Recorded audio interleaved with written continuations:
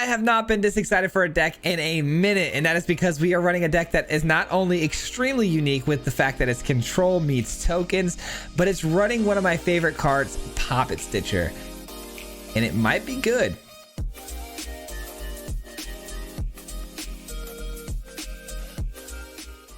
That's right, ladies and gentlemen, we're talking about a Poppet Stitcher deck today. If you guys don't know, Poppet Stitcher is a creature that basically says whenever you have at least 3 tokens on your side of the field during your upkeep, this thing will transform into an artifact, turning all of those tokens into base power and toughness of 3, as well as taking away any sort of abilities that they might have had, including negative ones like Decayed, which is important because the Poppet Stitcher spits out 2/2 zombies with Decayed whenever we're casting instant and sorcery speed spells.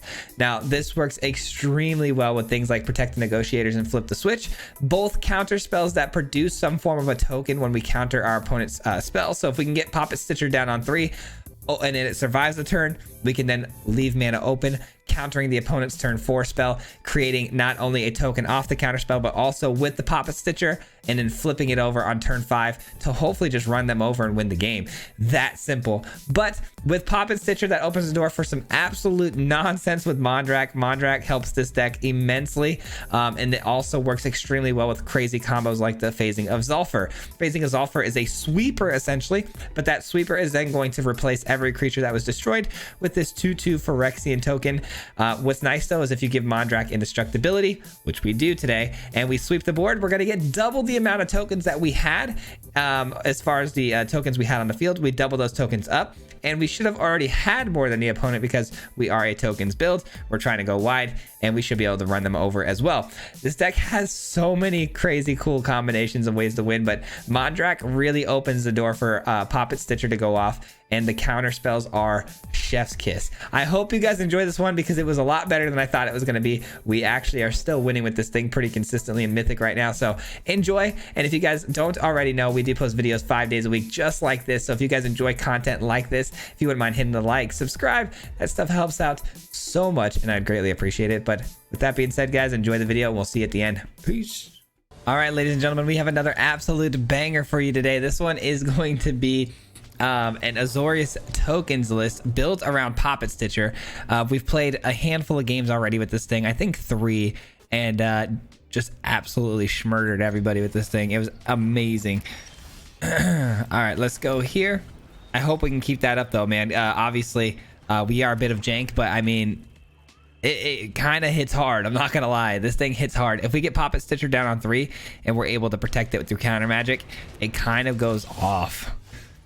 All right, let's go with the Hive first. Hive first. I have a sweeper here, which could be useful depending on how aggressive this mono black list actually is.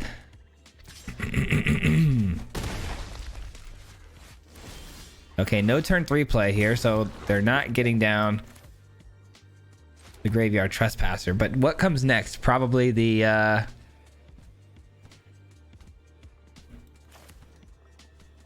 probably the Shieldred. So we're probably gonna want to counter that, right? Yeah, let's counter the Shieldred here. I do have a sweeper though. I do have a sweeper for the Shieldred.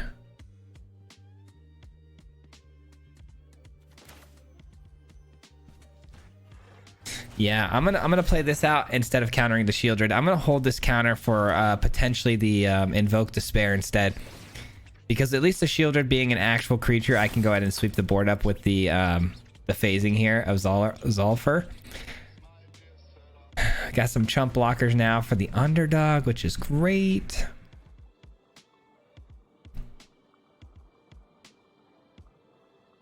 Tough little game we're gonna have here against mono black, I feel like.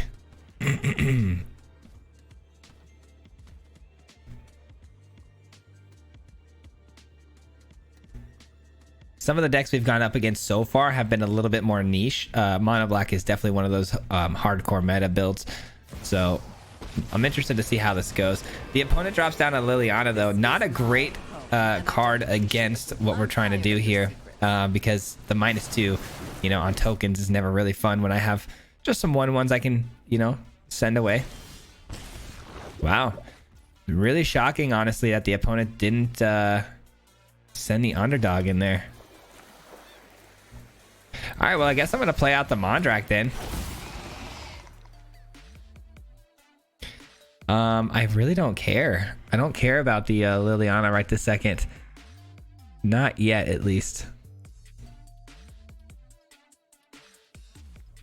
Dealing 1 damage to the Liliana does not seem like a really smart idea. Throwing away a token to do that.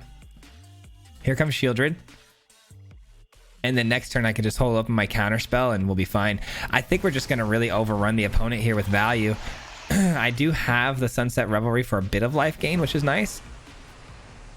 Drop it. Man, all 3 of these cards are so good, actually, the more I think about this. I don't know which one to drop here because Sunset Revelry for the life gain is cool. I think the other 2 are a little more important, though. Because this counters the Invoke Despair, this phases out the Mondrak, and then after we phase out the Mondrak, we can sweep the board up after that.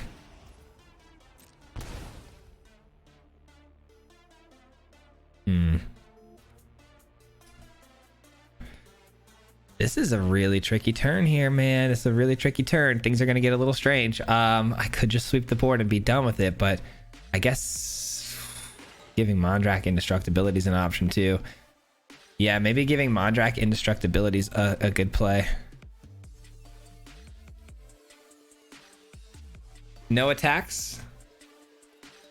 If we attack into Liliana, again, they block 2 of these.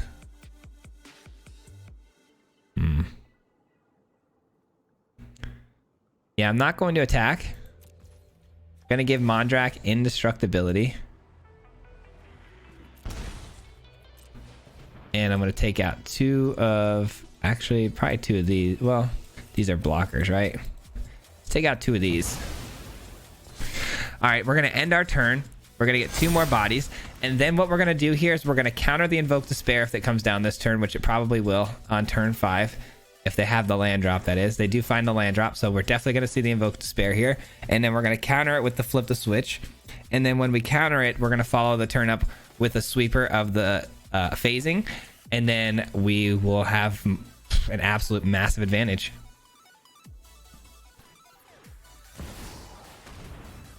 Good enough. Good enough.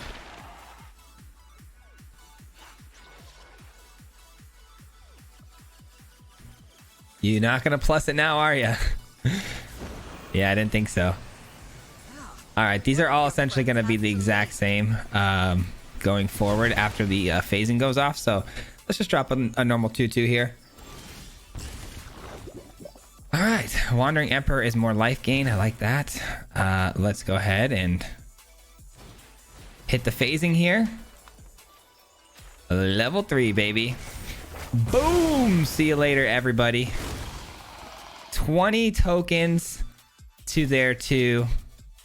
I think that's a pretty fair trade-off, if you ask me. I think that's a pretty fair trade-off. This game is crazy. This deck's ability to just do the wackiest things is just obscene, man. Oh my gosh, there goes Liliana. Let's go. Couple of 2/2s here. We've got lethal, more than lethal, but they could end up winning the game here with some nonsense, I'm sure. Invoke Despair. Actually, Invoke Despair doesn't quite get there. Does Shieldred? No. Yeah, I think we're pretty safe, honestly. Invoke Despair, yeah, we figured that was going to be one of those cards coming down. And it actually saves me a little bit of taking life off of that Skrell's Hive, so that's nice.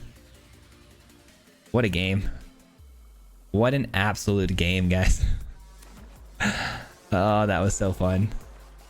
That was so fun. And then they can't even get those in because ours are 3/3s. Oh, you gotta love it.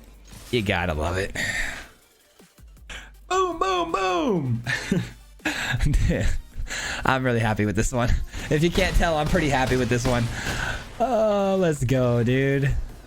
That was a good game. The way we kind of navigated that, I didn't even think until this game in particular, I didn't even think of that as a possible play line of giving Mondrak Indestructibility and then sweeping. That's insane. And then if you didn't notice, Mondrak obviously doubling the amount of tokens we got off of the, the phasing.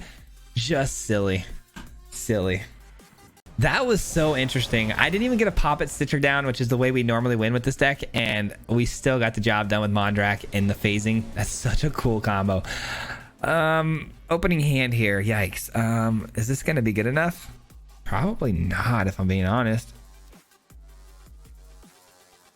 I don't know, man.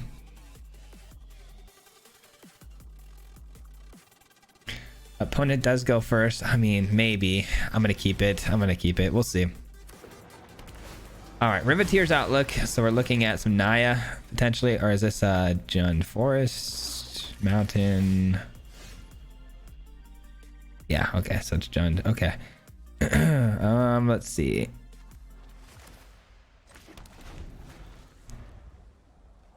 Drew into another land here, which is unfortunate. We're looking for the Poppet Stitcher, of course. Okay, they played Bank Buster, so maybe another mono blacklist here. Okay, another mono blacklist.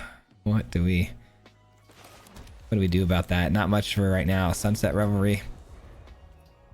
Wedding Announcement comes out next turn. Okay, it's not mono black, which kind of makes sense. I don't know why they'd be running a Riveteer's Outlook if it was. All right, let's get this down. Next turn we've got Wandering Emperor or Counter Magic, which is really good. Options are always a good thing. Really hoping for that Poppet Stitcher though, man. That's what I'm really hoping for. All right, they're gonna crew up that Bank Buster, sure. We'll eat the damage, it's fine. Got some life gain here. A lot of life gain. All right, pass the turn. You never know. We might need that 1/1 to chump block something. I don't think so. Maybe attacking there was the right call, but just gonna leave it back for blocks in case they have a kill spell for 1 and then, you know, attack through for whatever. All right, search the library for a land card. That's fine. Wasn't sure if they're gonna fight on that one, but they chose to get a land. All right, so we know the Phyrexian Obliterator is probably gonna be the next card up. So we probably want to counter this and then look to use the Wandering Emperor for the Obliterator. Or, I mean, I guess it doesn't really matter, does it? We can counter it too.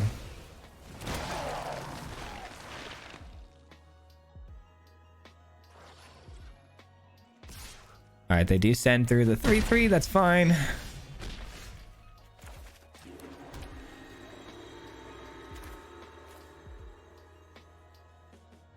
All right, this will allow us to still use Flip the Switch, and we can gain life and draw a card. I kind of like that. Nice. Rabble Rousing is solid.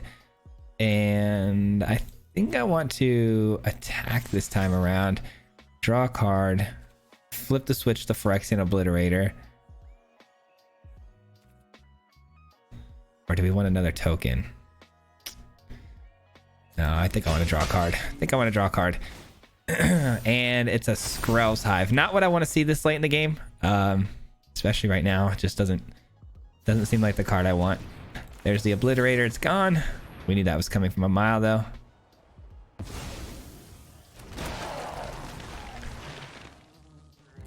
Yep. Flesh Gorger in. Easy choice for us here. Rabble Rousing comes down. Hideaway. Oh, Mondrak. Yes, please. Still no Poppet Stitcher though. Pretty unfortunate.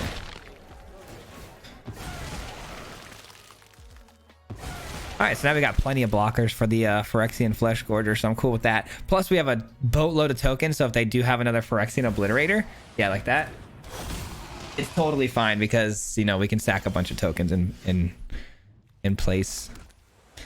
Let's see here. Sorry. My allergies are actually not that bad today, surprisingly. 4, 5, 6. Giving up to... Yeah, we're gonna send these through because I need Mondrak. We need us some Mondrak. Good luck with your Obliterator dealing with this, man. Ain't no way.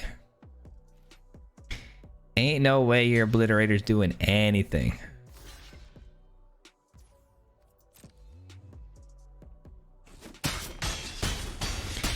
All right, they are down to 11 damage, so that's unfortunate because I kind of wanted to use the Sunset Revelry, but now there's really no need because we're not going to gain any life off of it. I guess I could draw a card. And I still have the mana for the Wandering Emperor. I guess that's good enough. I'll take the card. It's a land. Okay, we'll end the turn. Wandering Emperor will take out the Phyrexian Obliterator. But the Obliterator is probably going to get off a Bushwhack fight here with the Mondrak, which is kind of annoying, I won't lie.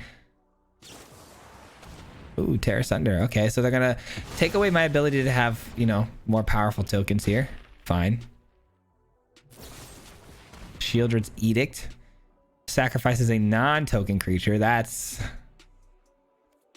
unfortunate. I'm not going to lie. That's pretty solid. Gets around the Mondrak pretty well. But your Phyrexian Obliterator's still gone. They didn't attack. What? Oh, no. Okay. Okay. We'll just not cast it then. I'm not going to play that game, so.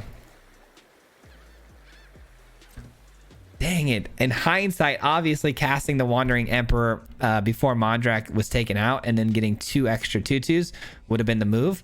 But yeah, the opponent didn't attack like I thought they would. If they want to slow roll it though, I'll slow roll it. Let's go. Let's do it. Let's not let's just keep attacking in and doubling my tokens. I'm cool with that too.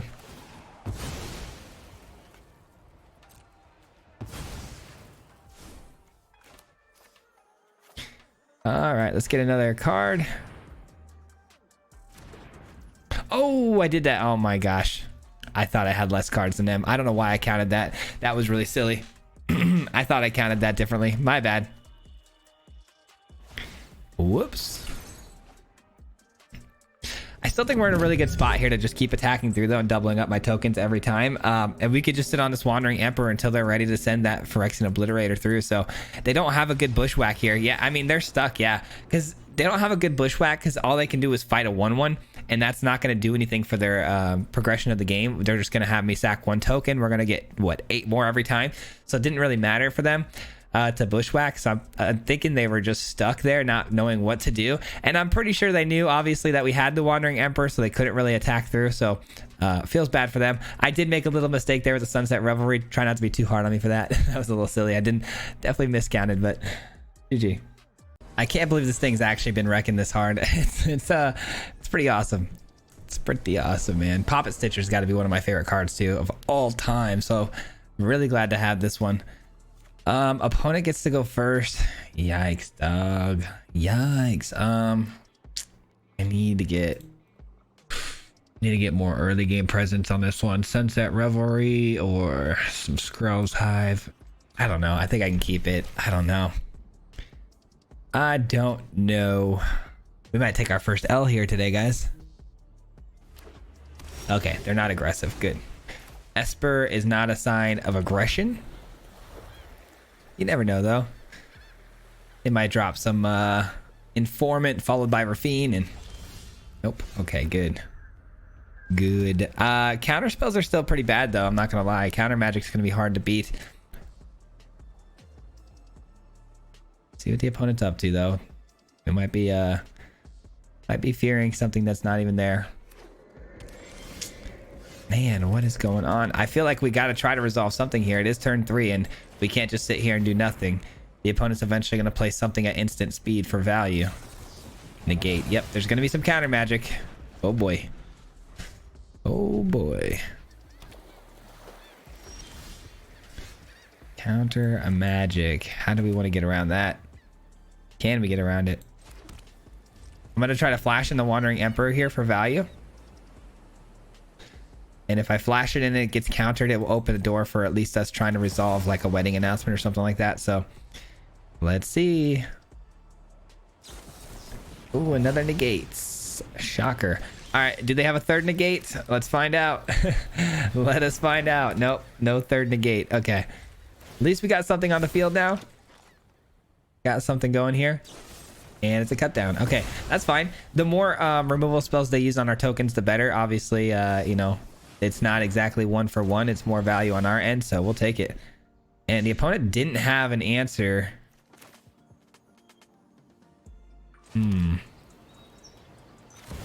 I guess we're going to try to get this down, but I have a feeling it's just going to get hit with some sort of removal here because we've already seen cut down, and cut down's a great answer for the Poppet Stitcher. It really is. Let's find out.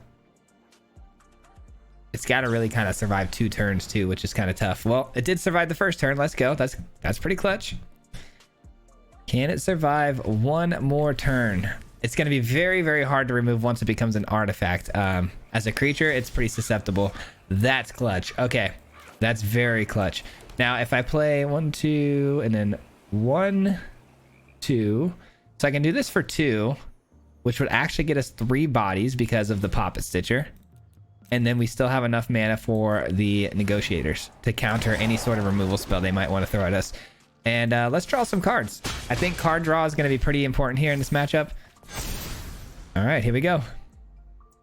Starting next turn, that Poppet Stitcher switches over and everything becomes a lot more powerful, and we start really putting the pressure on. Hopefully they run out something big here, some sort of sweeper mechanic. Yeah. Oh yeah. That's a lot of damage. Did we just win? We might have just won. 4, 8, 16. Oh yeah, we won. Just for good measure. Just for good measure. A little extra damage here because I didn't count the math completely, but I'm pretty sure we're overkill. Let's go. -3. Dude, that was another great game. Poppet Stitcher doing its thing, man. Poppet Stitcher transformation after creating a couple more extra bonus tokens off those counters is ridiculous. GG. That'd be kind of silly if we took Poppet Stitcher to top 1500. Imagine that. That'd be crazy.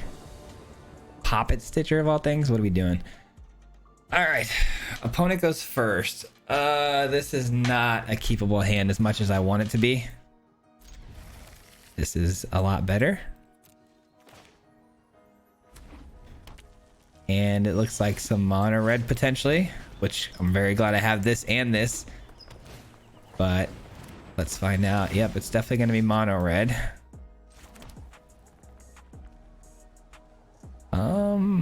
Do I get this down and then Poppet Stitcher? I should probably get this down first, huh? Yeah, let's just get this down first. Because we can get the 4 life off of the Sunset Revelry, which could be very, very important. So let's just wait and see what happens here. The opponent playing a Celestis, which is pretty unusual for mono red. This could be a big red sort of situation.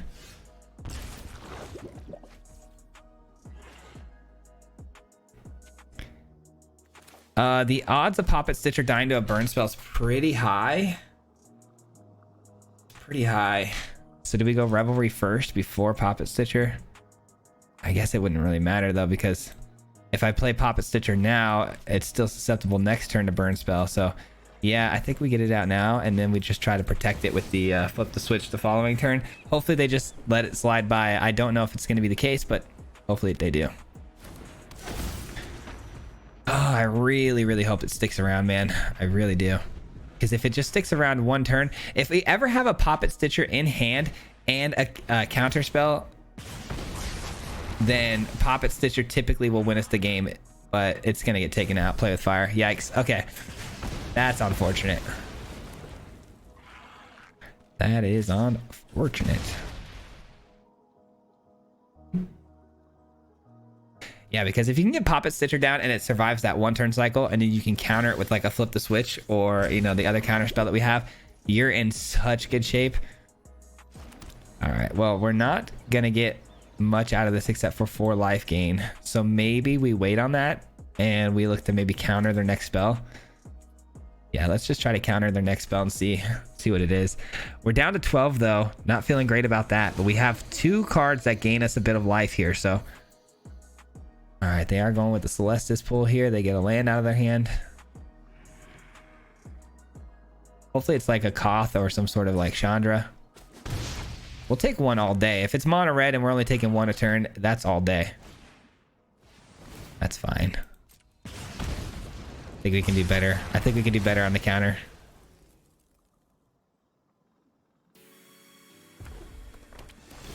Nothing, huh? Strange. Ah, this is tough. This is tough. Because I want to counter something really bad. I feel like We're just sitting here though, just getting peppered. I just wish this could give me more value, but the Skrell's Hive creating 1 every turn is actually making things a little tricky on us. All right, well, pass the turn. Let's try to rinse repeat here. We're down to 8. We got to be very, very careful at the next few, plays we make here. I haven't even given them 1 toxic counter yet. If I can get them to 3, obviously we're in a much better spot because these will start giving me, lifelink. But man, all right, there we go. That's our counter spell. That'll be the counter spell. All right. Neither one of these can block. It's fine. Impulse. It's quite the card. And a mono. Okay, so now it's starting to look a little more traditional mono red. It actually has looked pretty traditional aside from these 2 cards they started out with. Down to 4. Make it 3. Make it 2.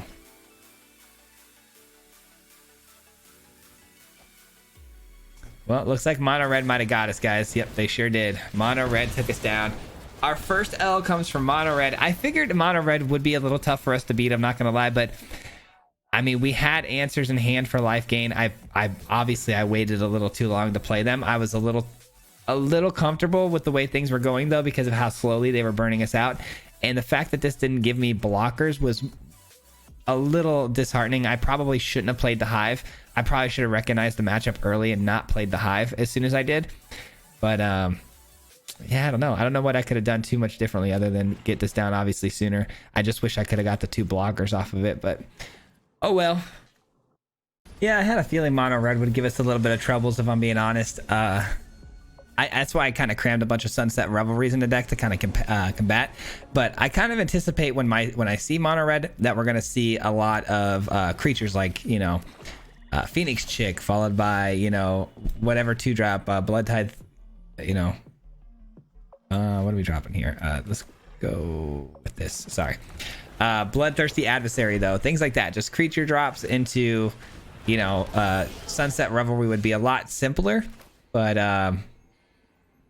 in that case it was just kind of strange. They didn't get a creature down till 2 and they did a lot of more burn spells, which was tough to combat, so just a little unfortunate. The opponent playing mono black here. Bank Buster coming down, looking for some card draw. Another Bank Buster. Okay, a little bit of a slow start for them, which I am down for. I am 2 down. We do have to make sure we have to flip the switch ready for that Invoke Despair though. When it comes down, we're going second, which makes this a little tough because I would like to get the Mondrak down this next turn, but I don't think we've got the luxury to do so because we have to counter that Invoke Despair, which we know they at least have 1 in hand. They always do. So just attack here, and then if they don't play it, we do have a nice little consolation of the Wandering Emperor coming down in place of the switch, so it's kind of nice.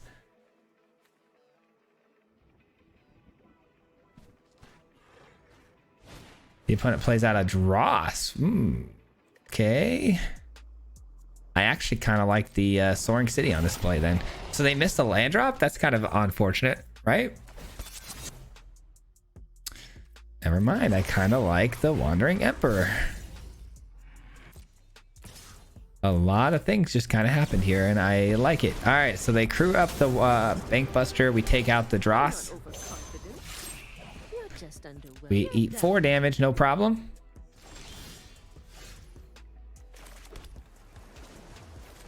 The counter here. Gotta just play this game a little bit, different than we're used to, just because, going second makes a big difference on how you're supposed to be playing this game out. And again, gotta keep the flip the switch available for that Invoke Despair, because if they hit a land off the top, they're gonna spam at least 1 or 2 of those out. And some Graveyard Trespasser. We don't care too much about that. Do we bounce it back to their hand though and discard a card? That doesn't seem very fun, does it? Nope. What does seem fun though is blowing that up with the Seat of the Empire. I just want to make sure I'm, maximizing my plays here and my mana. So I'm glad that they're crewing these up to attack with. It's making my life a little bit easier to interact with them.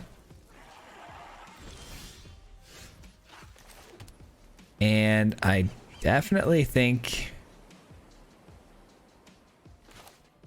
Gosh, watch us play Mondrak this time around, right? Watch us play Mondrak, and then the opponent drops that Invoke Despair. Gosh, that would feel so bad. All right, so let's do this instead. Cut down, sure. All right. Man, I hate that we've just been drawing lands and getting flooded here because it's been making things very difficult. We're gonna have to block the glutton here. Now it's a 4/4, so it runs over the 3/3. I probably should have put the 1/1 counter on the 3/3 had I thought about that in hindsight, but it just stinks too that we've got to respect. We have to respect the Invoke Despair. It's making things a lot more difficult. Brutal. Our top decks could have been a lot better, I'll tell you that much. Do I give this up or do I just bounce this back to their hand? Because I can afford to discard a land. That's not that big of a deal. But if I go that route, I'm pretty much allowing the opponent here to get off that despair if they end up having it. But why wouldn't they slam it? I don't know. Yeah, we're going to have to block. Darn it.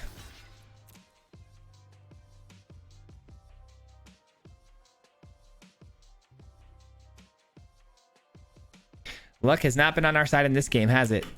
Come on. Top decks need to get a lot better than lands at this point. We need some help.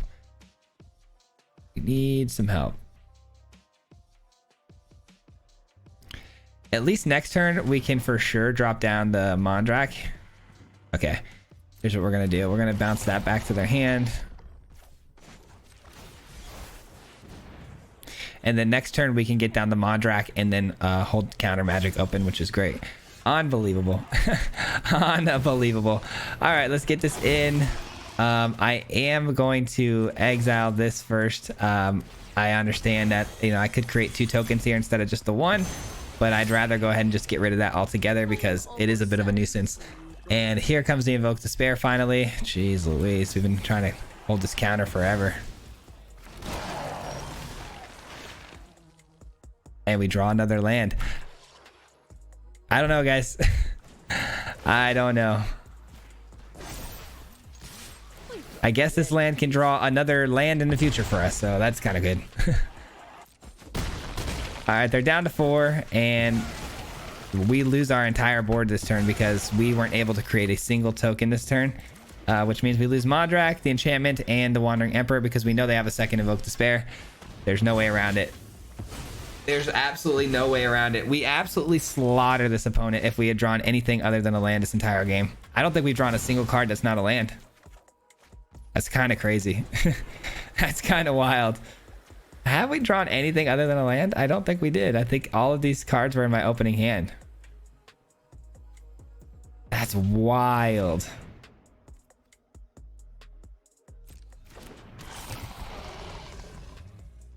Oh, brother.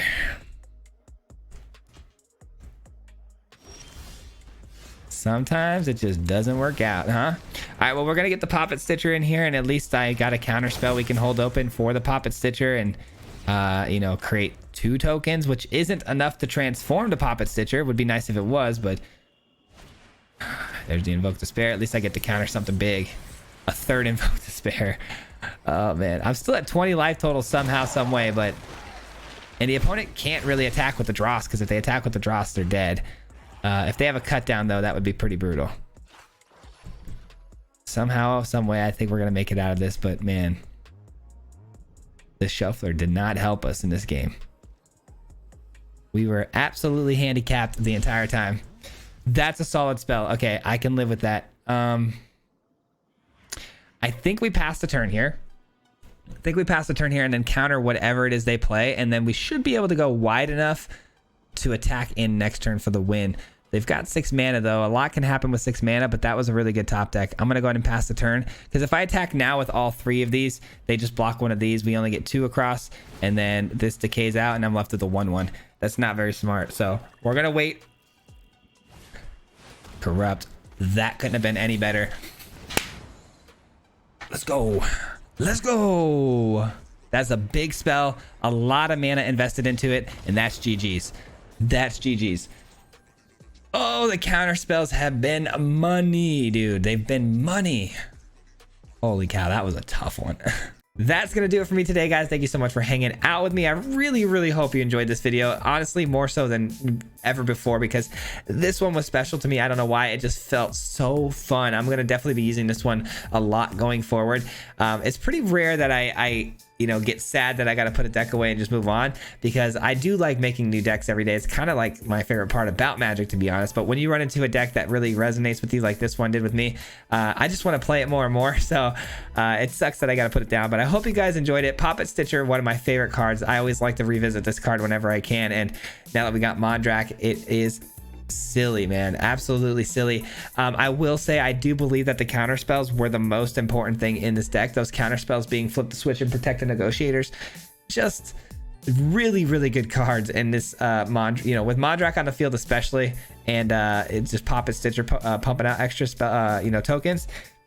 Those cards absolutely ran away with this the games. But anyways, I digress. This is a lot of fun. I hope you guys enjoyed it. I again, a lot better than I thought, you know, running this thing through Mythic, still getting some good dubs. So I hope you guys do as well. But that'll do it for me today. I just want to give a huge shout out to everyone who's made it this far into the video. Thank you so very much. I appreciate you very much for doing so. And a huge shout out to the Marty Mob. If you guys don't know, the Marty Mob is the membership program on this channel. So these people help essentially sponsor the channel. So thank you so much for, you know, your monthly monthly memberships. It helps out so very much, and I greatly appreciate it. So if you're part of the Marty Mob, huge shout out to you. And thank you for your patronage. I really do appreciate it. But that's it for me, guys. We'll see you back here again on Monday for some more bangers, hopefully. And till next time, peace out. Hit him 3 times like a hat trick. The name is Swayze, no Patrick. If you play him, then it's tragic. Hit him with the mythic, yeah, that's magic. MTG, that's what you'll see if you like and subscribe. With the upload, man. Man, all of the time. Coming with the best decks, this is the meta. This ain't cheap.